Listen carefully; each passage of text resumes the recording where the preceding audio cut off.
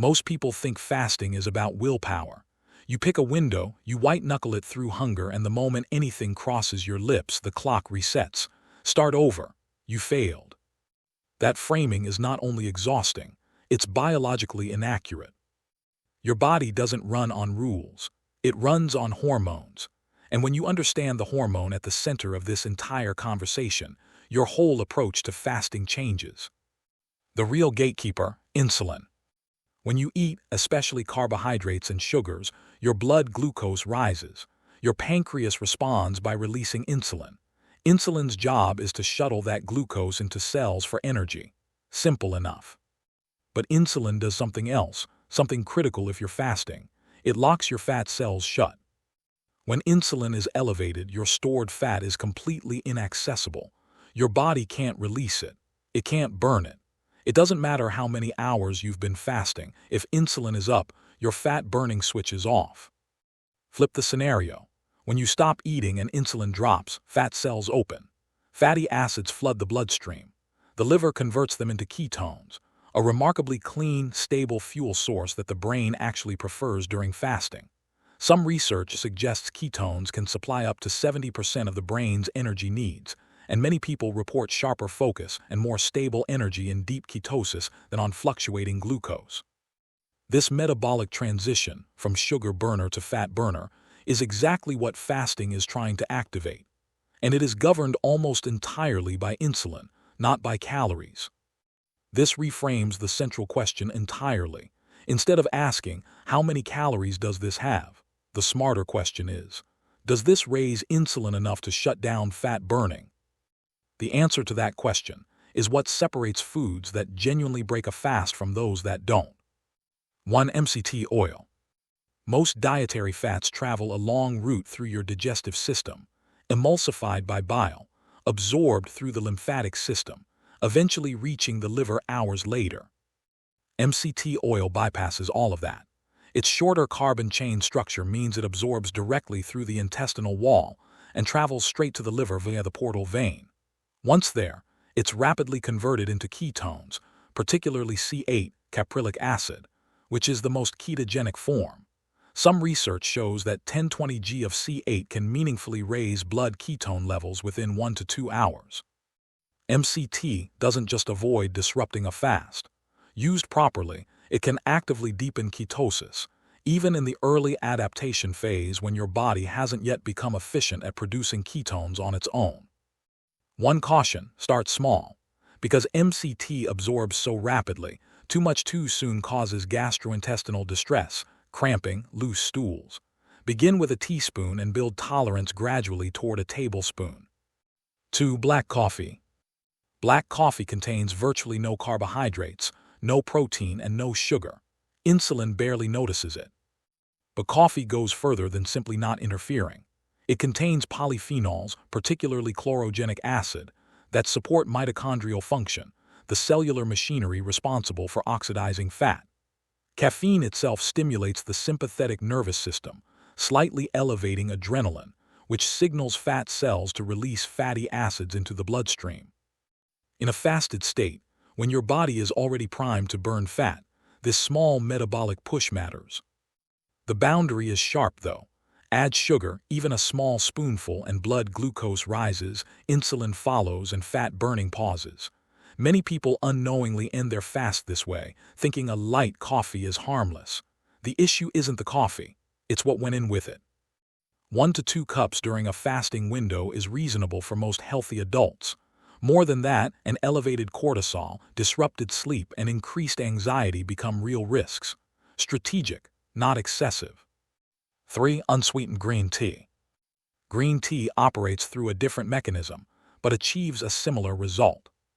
It contains EGCG, a catechone with well-studied effects on fat metabolism, alongside a modest amount of caffeine. Together, they support fat oxidation without the stronger stimulatory effect of coffee. What makes green tea particularly useful for fasting is L-theanine, an amino acid that promotes calm, focused alertness. L-theanine softens caffeine's edge, reducing jitteriness while maintaining mental clarity, something many people find valuable during longer fasting windows when cognitive sharpness matters. Again, the same rule applies. Sweetened green tea, bottled varieties with added sugar, or honey added at home all introduce glucose into the equation. The metabolic benefit disappears instantly.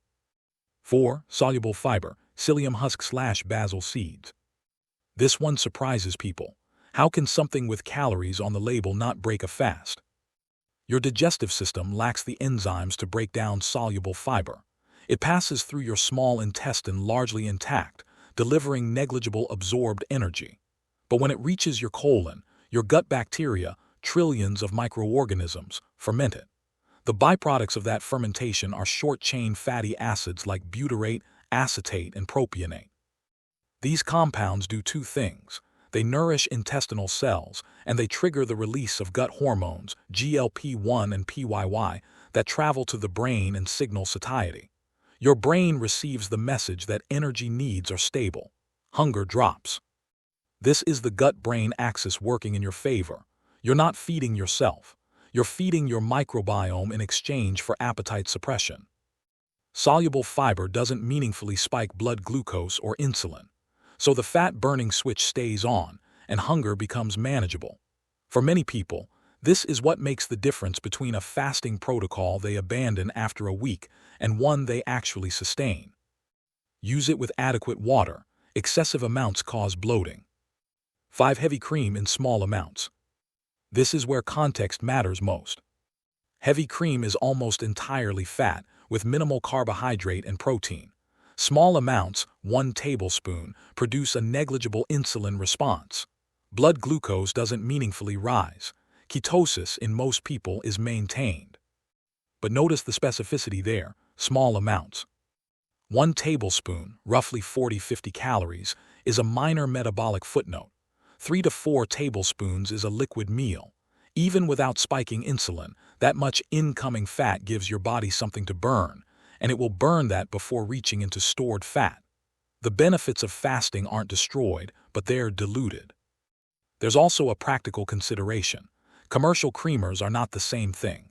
Most contain added sugars, corn syrup, or milk proteins that trigger insulin responses far beyond what pure fat would. If you use cream, use real, unsweetened heavy cream and read the label.